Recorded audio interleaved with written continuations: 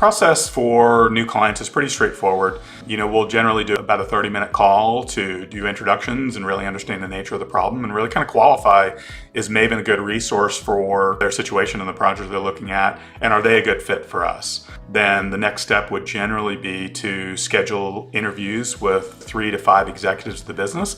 We like to have a pretty well-rounded perspective on the nature of the project and the issues and the challenges. A lot of times the CEO might be the first call that we have and they've got 80% of the picture, but you really want to have close to 100% before you start on the work. And so it's definitely worth the investment in chatting with the people on the executive team that have a perspective on the project.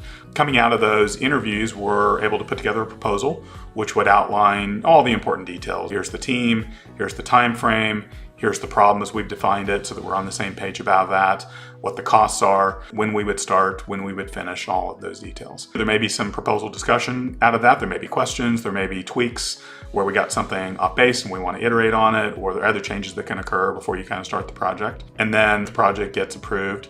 Then we would have a kickoff meeting, typically in person, with the team on the ground at the client. 1 or 2 days. It's a combination of a kickoff meeting, interviews, data collection.